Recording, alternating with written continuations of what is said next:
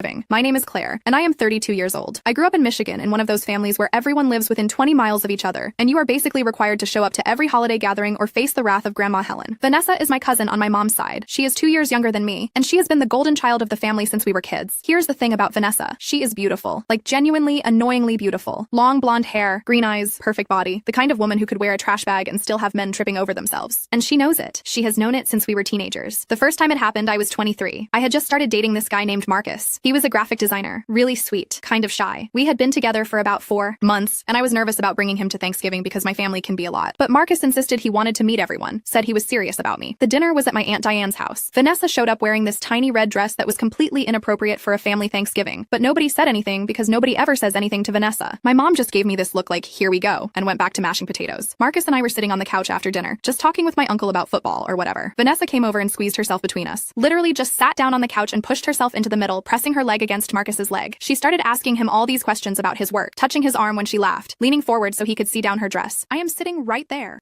and she is just acting like I do not exist. Marcus looked uncomfortable, but also, you know, he is a guy, and Vanessa is Vanessa. By the end of the night, I caught them talking alone in the kitchen. She had her hand on his chest, laughing at something he said. When they saw me, Vanessa just smiled this innocent smile and said, I was just telling Marcus how lucky he is to have you. Marcus and I broke up 3 weeks later. He said he needed space, that he was not ready for something serious. I saw him tagged in one of Vanessa's Instagram photos 2 months after that. They were at some bar downtown. He had his arm around her waist. That was the pattern. Every single relationship I had, every single guy I brought home, Vanessa would sink her claws in. It did not matter if it was Thanksgiving, Christmas, Easter, 4th of July. If I showed up with a date, she showed up looking like she was going to a nightclub, and by the end of the night, she would have his attention. There was Ryan, the teacher I dated when I was 25. Vanessa cornered him by the dessert table and spent 30 minutes telling him about her charity work with underprivileged kids. They exchanged numbers to coordinate a volunteer opportunity. I found out later they had been texting for weeks. There was David, the accountant. Vanessa asked him to help her move some furniture at her apartment. I was not invited. When I asked David about it, he got defensive and said I was being jealous and controlling. There was James, there was Tyler, there was Christopher, every single one. The worst part was that my family just let it happen. My mom would pull me aside and tell me that Vanessa was young and did not mean anything by it. My aunt would say that I should not bring men around if I could not handle a little competition. My grandma told me I should work on being more feminine, and maybe then I could keep a man interested. I stopped bringing dates to family events. For years, I just showed up alone. I told my family I was focusing on my career, that I was happy being single. The truth was, I was dating. I just refused to give Vanessa any more ammunition. But then I turned 31, and I met someone. His name was Trevor, and he was perfect. A doctor, funny, kind, good-looking. We had been together for 8 months, and it was the most stable, healthy relationship I had ever had. He kept asking to meet my family, and I kept making excuses. But eventually, Christmas was coming up, and I could not avoid it anymore. I told Trevor about Vanessa. I sat him down and explained the whole history, every detail. I told him she would probably try something, and I needed him to just ignore her, stay close to me, not fall for her games. Trevor laughed. He actually laughed. He said, Claire, I am a grown man. I am not going to let your cousin seduce me at a Christmas party. I love you. Stop worrying. I wanted to believe him. I really did. Christmas Eve arrived, and we drove to my parents' house. I was so anxious, I felt sick. Trevor kept holding my hand, telling me everything would be fine. Vanessa was already there when we arrived. She was wearing this white sweater dress that looked like it was painted on, with these high heels that made her legs look like they went on forever. Her hair was in perfect waves. She looked like a Victoria's Secret model who got lost on the way to a photo shoot. She saw Trevor and her eyes lit up like she had just won the lottery. You must be Trevor, she said, walking over with this big smile. I have heard so much about you. Claire is so lucky. She hugged him. It lasted too long. Trevor was polite but distant. He kept his arm around my waist, made a point of kissing my forehead, stayed by my side. I started to relax. Maybe this time would be different. Maybe Trevor really was different. But Vanessa was patient. She always was. She spent the whole evening circling us like a shark. She would join whatever conversation we were in, laugh at Trevor's jokes, ask him questions about his work. She spilled wine on her dress and asked Trevor to help her clean it up because he is a doctor. He must know how to get stains out. I watched him hesitate. I watched him look at me. And then I watched him follow her to the kitchen. They were gone for 15 minutes. When they came back, Vanessa's dress was fine and Trevor looked flushed. He said they were just talking, that she was asking him medical questions about her mom's knee surgery. I wanted to scream. We left early. I told my family I had a headache. Trevor drove home in silence while I cried in the passenger seat. He swore nothing happened. He swore he loved me, that Vanessa was just friendly, that I was overreacting. But I could see it in his eyes. That same look all the others had. That curiosity. That interest. We broke up in February. He said he needed to focus on his residency. I saw him at a restaurant in March with a blonde woman. It was not Vanessa, but it might as well have been. I was done. I stopped dating. I stopped going to family events. I told my mom I was busy with work, that I would visit when I could. She was disappointed, but I did not care anymore. I was tired of being humiliated. I was tired of Vanessa winning. Then something weird happened. I started volunteering at this literacy program at the local library. One of the programs they had was corresponding with inmates who were trying to improve their reading and writing skills. I signed up because I needed something to do with my time, and I figured helping people learn to read was a good cause. They matched me with an inmate named Michael. He was 34, serving the last 2 years of a 7-year sentence for armed robbery. His first letter was short, just a few sentences thanking me for volunteering and saying he hoped to improve his writing before he got out. I wrote back. I told him about my work as a project manager at a tech company, about my love love for hiking, about the weather in Michigan, basic stuff. He wrote back with more details. He told me about growing up in Detroit, about making bad choices. When he was young, about how prison had given him time to think about the man he wanted to be. His writing was rough but honest. There was something raw about it that I found refreshing. We kept writing. Once a week at first, then twice a week, then almost every day. Michael told me about the books he was reading, about the anger management, classes he was taking, about his plans for when he got out. He wanted to get a job in construction, maybe go to community college eventually. He had an aunt in Grand Rapids who said he could stay with her until he got on his feet. I told him about my family, about Vanessa, about feeling invisible and inadequate and angry. Michael did not judge me. He did not tell me to be more confident or to just ignore her. He said, "Your cousin sounds like a miserable person who only feels good when she is making other people feel bad. That is not about you. That is about her." Something about the way he said it, the simplicity of it, made sense to me. We wrote to each other for 8 months. I started looking forward to his letters more than anything else in my week. He was funny and thoughtful and vulnerable in ways that the men I had dated never were. Maybe it was because he was in prison and had nothing to lose, or maybe it was just who he was. Then one day he wrote and told me he was getting out in 2 months. He asked if I would be willing to meet him in person, maybe grab coffee, no pressure. He said he understood if I said no, that he knew the situation was complicated. I said yes. I do not know why I said yes. Maybe I was lonely. Maybe I was curious. Maybe I just wanted something in my life that was different, that was mine, that Vanessa could not touch. Michael got out in October. We met at a coffee shop in Grand Rapids. I was nervous, obviously. This was a man I had been writing to for months but had never seen except in the small, blurry photo that came with his first letter. He walked in and I recognized him immediately. Tall, broad shoulders, dark hair cut short, a nervous smile. He was handsome in this unexpected way, not polished like the guys I usually dated, but real. We talked for 3 hours. It was easy and comfortable and nothing like I expected. He told me about adjusting to being out, about his job doing drywall work, about staying with his aunt. I told him about my job, my apartment, my terrible family. He asked if he could see me again. I said yes, we started dating. Officially, I guess, though it felt strange to call it that at first. We went to movies, we got dinner, we went for walks along the river. He was different from anyone I had ever been with. He listened when I talked. He did not play games. He said what he meant, and he understood me in this way that felt almost scary. He could tell when I was anxious or upset before I said anything. He knew when I needed space and when I needed to be held. It was like having someone actually see me for the first time in my life. My mom called in November and asked if I was coming to Thanksgiving. I had been avoiding her calls, but I finally picked up. She said the whole family missed me, that Grandma Helen was asking about me, that it had been almost a year since I had come to a holiday. I told her I would think about it. Michael and I were lying in bed that night when I mentioned it. He asked why I was hesitant, and I told him about Vanessa again, about the pattern, about how I could not handle watching it happen one more time. Michael was quiet for a minute. Then he said, "Take me." I laughed. I said, "You do not want to meet my family. Trust me." He said, "I am serious. Take me to Thanksgiving. Let me meet this cousin of yours." I told him it was a bad idea. I told him Vanessa would eat him alive, that she had destroyed every relationship I had ever brought around her. I told him she was beautiful and manipulative and ruthless. Michael just shrugged. He said, "I have been in prison for 7 years. I think I can handle your cousin." I thought about it. And then I thought, screw it. Why not? What was the worst that could happen? Vanessa would seduce Michael. I would lose another relationship. I would never speak to my family again. I was already halfway there. So I said yes. Thanksgiving morning, I woke up with this knot in my stomach. Michael seemed calm. He wore a simple button-down shirt and jeans, nothing fancy. His hair was neat and he had shaved. He looked good, normal, like a regular guy you would bring home to meet your family. We drove to my parents' house. I gave him one more warning. I said, "Vanessa is going to come after you hard. She is going to flirt. She is going to touch you. She is going to try to get you alone. Please just stay with me. Do not fall for it." Michael took my hand. He said, "Claire, I'm not going anywhere. I promise." We walked in and the whole family was there. My mom hugged me like I had been gone for years. My dad shook Michael's hand and asked him what he did for work. Michael said construction, and my dad launched into a story about building his deck last summer. Then Vanessa walked in from the kitchen. She was wearing a tight black dress with a plunging neckline and these ridiculous heels. Her hair was perfect, her makeup was flawless. She looked like she was going to a cocktail party, not a family Thanksgiving. She saw Michael, and I swear I could see the wheels turning in her head. She walked over with this predatory smile. "You must be Michael," she said, extending her hand. "I am Vanessa, Claire's cousin." Michael shook her hand briefly. "Nice to meet you." Vanessa kept holding his hand just a second too long. "I have heard absolutely nothing about you. Claire keeps her life so private." She looked at me with this fake innocent expression. "How long have you two been together?" "A couple months," I said. "That is so sweet," Vanessa said. "How did you meet?" I opened my mouth, not sure what to say, but Michael answered first. "Through a pen pal program." Vanessa's eyes lit up. "Oh, like one of those online things? That is adorable." "Something like that," Michael said. His voice was even, unbothered. Vanessa launched into her usual routine. She asked Michael about his job, about where he grew up, about his hobbies. She touched his arm when she laughed. She leaned in when he talked. She did everything she always did. Michael was polite but distant. He answered her questions briefly, then turned back to me or someone else. He kept his hand on my lower back. When Vanessa suggested he help her bring in extra chairs from the garage, he said, "I think your dad can handle it," and stayed by my side. I could see Vanessa getting frustrated. This was not how it usually went. Usually by this point, the guy would be fawning over her, finding excuses to talk to her alone, getting flustered by her attention. Michael was not flustered. He was barely interested. Dinner was the same. Vanessa sat across from us and spent the whole meal trying to engage Michael in conversation. She asked him about sports, about movies, about music. She told stories designed to make her sound interesting and adventurous. She laughed loudly at jokes that were not funny. Michael was polite. He nodded. He smiled occasionally, but mostly he talked to my uncle about fishing and asked my grandma about her recipe for stuffing. He held my hand under the table. After dinner, everyone moved to the living room. Vanessa cornered Michael by the drink table. I watched from across the room, my heart pounding. This was usually when it happened. The private conversation, the exchanged phone numbers, the beginning of the end. I saw Vanessa lean in close to Michael. I saw her touch his chest. I saw her whisper something in his ear. Michael stepped back. He said something I could not hear, then walked away and came back to sit next to me on the couch. Vanessa stood by the drink table looking stunned. My mom leaned over and whispered, "I like this one. He seems steady." I almost cried. We stayed for another hour. Vanessa kept trying, kept circling, but Michael did not budge. He stayed with me, talked to my family, acted like Vanessa was just another person in the room and not the center of the universe. When we finally left, I felt like I could breathe for the first time in years. In the car, I asked Michael what Vanessa had said to him by the drink table. He hesitated. Then he said, "She told me you were damaged and insecure and that I could do better. She gave me her number." My stomach dropped. "And what did you say?" I told her I was not interested and that she should probably work on being a better person before she tried to ruin anyone else's life. I started crying. Not sad crying, but relieved crying. Like something inside me that had been wound tight for years suddenly released. Michael pulled over. He held me while I sobbed in the passenger seat of his car. He did not tell me to stop or ask what was wrong. He just held me. When I finally calmed down, I looked at him and said, "Why? Why did you not fall for it? Every other guy has. She is beautiful and charming, and she knows exactly what to say." Michael looked at me like I had asked the dumbest question in the world. "Claire, I spent 7 years in prison. I learned pretty quick how to spot people who are full of garbage. Your cousin is miserable. You can see it in her eyes. She is not happy. She is not confident. She is desperate. And desperate people are boring." He paused. "Plus, I am in love with you. Why would I want someone like her when I have you?" I kissed him. Right there in the car on the side of the road, I kissed him like my life depended on it. That should have been the end of the story. Michael proved he was different. Vanessa failed. I won for once. We should have just ridden off into the sunset. But life is never that simple. A week later, my mom called me. She sounded upset. She said Vanessa had come over crying, saying I had brought an ex-convict to Thanksgiving without warning anyone, that she had looked Michael up online and found out about his record, that she felt unsafe and disrespected. I was furious. I said, "Mom, Michael served his time. He is a good person. And Vanessa is only upset because she could not manipulate him." My mom sighed. She said, "Claire, honey, I know Vanessa can be difficult, but bringing a felon to a family event without telling anyone is not okay. Your father is very upset. Grandma Helen is worried." I hung up on her. I did not talk to my family for 3 weeks. My phone was full of texts from various relatives. My aunt said I was being selfish. My uncle said I should have told them about Michael's past. My cousin Jessica, who I had always liked, sent me a long message about how I needed to think about other people's feelings and safety. Only my younger brother texted to say, "Vanessa is such a drama queen. Michael seems cool." Michael felt terrible. He said he should have told me to warn my family, that he should have known his record would become an issue. I told him it was not his fault, that my family was just looking for an excuse to make Vanessa the victim like they always did. But it ate at me. The idea that I had finally found someone good, someone real, and my family could not even be happy for me. The idea that Vanessa could lose for once and still somehow make herself the center of attention. Christmas came. I did not go. I spent it with Michael at his aunt's house. She made ham and mashed potatoes and did not ask me invasive questions or make passive-aggressive comments. It was the best Christmas I had ever had. Then in January, I got a call from my cousin Jessica. She said she needed to talk to me in person, that it was important. I almost said no, but something in her voice made me agree. We met at a coffee shop. Jessica looked nervous. She ordered a latte and did not drink it, just held the cup in her hands. "I need to tell you something about Vanessa," she said, "and you are not going to like it." I waited. Jessica took a breath. "Last year, Vanessa started seeing a therapist. Aunt Diane made her go because she was having panic attacks. The therapist diagnosed her with something, I do not remember exactly what, but basically she is really insecure and she needs constant validation from men to feel good about herself." "That is not an excuse," I said. "I know," Jessica said quickly. "I am not saying it is. But here is the thing. The therapist told her to apologize to you, to actually confront what she has been doing all these years. And Vanessa refused. She said you were the problem, that you were jealous and bitter, and that she did not owe you anything." I felt sick. Jessica continued. "But then you showed up with Michael at Thanksgiving, and something changed. Vanessa came to my apartment that night and completely broke down. She was crying, saying she did not understand why Michael was not interested in her, why her usual tricks did not work. She said she felt invisible for the first time in her life." "Good," I said. "I meant it. That is not all," Jessica said. She looked down at her coffee. "Vanessa has been stalking Michael online, like really stalking him. She found his old Facebook from before he went to prison. She found articles about his arrest. She found his ex-girlfriend and sent her messages asking about him." My blood went cold. "What?" "She is obsessed," Jessica said. "She cannot handle the fact that she lost. So she is trying to find dirt on him, trying to prove to the family that he is dangerous or whatever. She is the one who told your mom about his record. She printed out articles about his case and showed them to Grandma Helen." I could not breathe. "Why are you telling me this?" Jessica looked at me with tears in her eyes. "Because Vanessa is planning something. She has been talking about going to the police, making a complaint that Michael made her feel threatened at Thanksgiving. She is trying to get him in trouble, maybe even sent back to prison. And I could not let her do that without warning you. I felt like the world was tilting. She would not. Even Vanessa would not do that." "Claire, she is not thinking straight," Jessica said. "She is desperate. And desperate people do crazy things." I left the coffee shop in a daze. I called Michael immediately and told him everything. He was quiet for a long time. Then he said, "I knew something like this might happen. People do not like when ex-cons try to build normal lives. There is always someone who wants to tear you down. We need to do something," I said. "We need to stop her." "There is nothing to stop," Michael said. "I did not threaten her. I did not do anything wrong. If she files a false report, it will get thrown out. But it will be on your record," I said. "It will follow you," Michael sighed. "Yeah, probably." I had never felt rage like what I felt in that moment. Pure, burning rage at Vanessa for being so selfish, so cruel, so empty, that she would try to destroy someone's life just to feel powerful. I spent the next 2 days trying to figure out what to do. I considered calling Vanessa and threatening her. I considered warning my parents. I considered going to a lawyer. Then Michael said something that changed everything. He said, "What if we just let her do it?" I stared at him. "What? What if we let her file the false report?" Michael said. "Let her lie to the police. Let her put it in writing. And then we prove she is lying." "How?" Michael pulled out his phone. He opened his voice memo app. I recorded our conversation at Thanksgiving, the one by the drink table when she gave me her number. I record a lot of conversations now just in case. Prison habit. He played it. Vanessa's voice came through crystal clear. "Claire is damaged and insecure. You seem like a smart guy. You could do so much better. Here is my number. Call me if you want to have a real conversation." Then Michael's voice. "I am not interested. You should probably work on on being a better person before you try to ruin anyone else's life. Vanessa's laugh, bitter and sharp. Wow, you are just like her. Judgmental and boring. The recording ended. This proves she was coming on to me, Michael said. If she claims I threatened her or made her uncomfortable, this recording contradicts that. It shows she was the aggressor. I looked at him. You recorded that just in case? I told you, Michael said. 7 years in prison teaches you to protect yourself. We decided to wait. If Vanessa filed a false report, we would use the recording to prove she was lying. If she did not, we would just move on with our lives. 3 weeks went by. Nothing happened. I started to think maybe Jessica was wrong. Maybe Vanessa had backed down. Then my mom called. She said Vanessa had been in a car accident. Not serious, just a fender bender, but she was shaken up. She wanted me to come visit her in the hospital. I said no. My mom was angry. She said I was being cruel, that Vanessa was family, that I needed to put aside whatever petty grudge I was holding. I hung up, but I felt guilty. I have always felt guilty when it comes to my family. That is what they trained me to do. Feel guilty for having boundaries. Feel guilty for protecting myself. So I went to the hospital. Not because I wanted to see Vanessa, but because I wanted to prove to myself that I was the bigger person. Vanessa was in a private room, sitting up in bed with a small bandage on her forehead. She looked surprised to see me. Claire, she said. I did not think you would come. I almost did not, I said. But mom said you wanted to see me. Vanessa looked down at her hands. I did. I need to tell you something. I waited. I have been really messed up, Vanessa said. Her voice was quiet, shaky. Like really messed up. My therapist says I have been using male attention to avoid dealing with trauma from when I was younger. And I know that is not an excuse for what I have done to you. For what I have done to all your relationships. I did not say anything, Vanessa continued, tears running down her face now. I have been so jealous of you for so long. You have always had your life together. Good job, your own apartment. You are smart and funny and people actually like you. And I have nothing, just my looks. And I have been so terrified of losing that, of becoming invisible, that I have been trying to prove I am better than you by taking the one thing you had that I did not. My relationships, I said. Yes, Vanessa whispered. And I know that is so messed up. I know I have hurt you so badly. And I am sorry. I am so sorry. I stood there looking at her. This woman who had tormented me for years, who had destroyed relationship after relationship, who had made me feel worthless and invisible and broken. And now she was crying, apologizing, admitting she was the problem. I should have felt vindicated. I should have felt triumphant. Instead, I just felt tired. I do not forgive you, I said. I do not know if I ever will, but I appreciate you finally admitting what you have done. Vanessa nodded, still crying. I turned to leave. Then I stopped and looked back at her. For what it is worth, I hope you get the help you need. I hope you figure out who you are beyond your looks. But I will not be part of that journey. Do not contact me. Do not contact Michael. Just leave us alone. I walked out. In the hallway, I ran into Jessica. She hugged me. She said, I am proud of you. I asked her what happened, why Vanessa suddenly had this change of heart. Jessica looked uncomfortable. She got a call from her therapist this morning. Apparently, the police contacted the therapist because Vanessa had made an appointment to file a report against Michael. The therapist convinced her it was a terrible idea, that it would ruin her life and his, and that she needed to confront what she was actually feeling instead of trying to destroy someone else. I felt dizzy. She was really going to do it. Yeah, Jessica said, but she did not. That has to count for something, right? I did not answer. I left the hospital and called Michael. I told him everything. He was quiet for a minute, then said, so it is over? I think so, I said. Good, Michael said, because I have something to ask you. My heart skipped. What? Move in with me. I laughed, surprised. What? Move in with me, Michael said again. I know we have only been together for a few months, but I have spent 7 years alone in a cell, and I do not want to waste any more time. I love you. I want to build a life with you. So move in with me? I said yes. I moved in with Michael in March. We got a small apartment near his work. Nothing fancy, but it was ours. We adopted a dog from the shelter, a mutt named Rocket who had been abandoned by his previous owners. We started building a life together that was quiet and normal and boring in the best possible way. I did not talk to Vanessa. I did not go to Easter or Mother's Day. I kept in touch with Jessica and my brother, but everyone else in my family could wait. My mom called in June and asked if I was coming to the 4th of July barbecue. I said no. She cried and said I was tearing the family apart. I said the family was already torn apart. I was just finally admitting it. Then something happened that I did not expect. Vanessa sent me a letter. An actual physical letter in the mail. I almost threw it away without reading it, but curiosity got the better of me. The letter was long, handwritten, and raw. Vanessa wrote about her childhood, about being sexually abused by a family friend when she was 12, about how nobody believed her when she told her parents. She wrote about learning that her looks were the only thing people valued about her, that her body was the only currency she had. She wrote about years of therapy, of medication, of trying to figure out why she was so broken. She wrote about me, about how watching me succeed in life while she fell apart made her feel worthless, about how she convinced herself that if she could just take away my happiness, she would feel better about herself. She wrote that she was in intensive therapy now, that she had cut off contact with toxic friends, that she was trying to build a life based on something other than male validation. She wrote that she did not expect forgiveness. She just wanted me to understand. At the end of the letter, she included a printout of a photo. It was from one of the times she had stolen a boyfriend from me, David, I think. They were at some party, smiling for the camera. On the back of the photo, she had written, I am sorry I made you feel invisible. The truth is, I was the one who felt invisible. I showed the letter to Michael. He read it carefully, then looked at me. What are you going to do? I do not know, I said honestly. You do not owe her anything, Michael said. Not forgiveness, not understanding, nothing. She hurt you. Repeatedly. You get to decide if she deserves another chance. Do you think she deserves another chance? I asked. Michael thought about it. I think people can change. I did. But change is hard, and most people do not put in the work. So maybe she will, maybe she will not. But that is not your problem to solve. He was right. I knew he was right. I wrote Vanessa a short letter back. I said I had read her letter, that I was sorry for what she had been through, but that I still needed distance. I said maybe one day we could have some kind of relationship, but not now. Not yet. She wrote back saying she understood. That was a year and a half ago. Last month, I got a call from Jessica. She said Vanessa was engaged to a woman named Monica, who she met at her therapy group. They had been together for a year, and Vanessa was different, calmer, happier, more genuine. Jessica said Vanessa wanted to invite me to the wedding, but was too nervous to ask. I told Jessica I would think about it. I talked to Michael about it that night. laughed. He said it was up to me, that he would support whatever I decided. I asked if he would come with me if I decided to go. He smiled. To watch you face your family again after a year? I would not miss it. I called Vanessa the next day. We talked for 2 hours. She told me about Monica, about how therapy was helping, about how she was trying to be a different person. I told her about my life with Michael, about our apartment, about the dog. It was weird, talking to her like a normal person instead of an enemy. At the end of the call, she asked if I would come to the wedding. She said she would understand if I said no, but that it would mean a lot to her if I was there. I said yes. The wedding is in 2 months. I have no idea how I will feel seeing my family again, seeing Vanessa marry someone and claim to be a changed person. I do not know if I believe people can really change, or if Vanessa is just better at hiding her demons now, but I guess I will find out. Michael says that is the thing about life after prison. You learn to take things one day at a time. You learn that people are messy and complicated and sometimes awful, but sometimes they surprise you. He says I surprised him, that he never thought he would get out of prison and meet someone who loved him despite his past, that he never thought he would get a second chance at a normal life. I tell him he surprised me too, that he was the first person who ever chose me over Vanessa, the first person who saw through her games and decided I was worth more. We are sitting on our couch now, Rocket curled up between us, talking about whether we should get a cat. Michael says yes, I say we already have a dog. He says that is exactly why we need a cat, for balance. I am laughing because this is my life now. Arguing about pets with a man who spent 7 years in prison and somehow became the most stable, honest person I have ever known. My phone buzzes. It is a text from Vanessa. Thank you for saying yes to the wedding. It means everything to me, I text back. See you there. I do not know what will happen at that wedding. I do not know if Vanessa and I will ever have a real relationship, or if my family will ever understand why I needed to protect myself from them for so long, but for the first time in my life, I am not worried about it, because I have Michael, and our dog, and our tiny apartment, and our quiet, boring, beautiful life. And that is enough. Actually, it is more than enough. It is everything.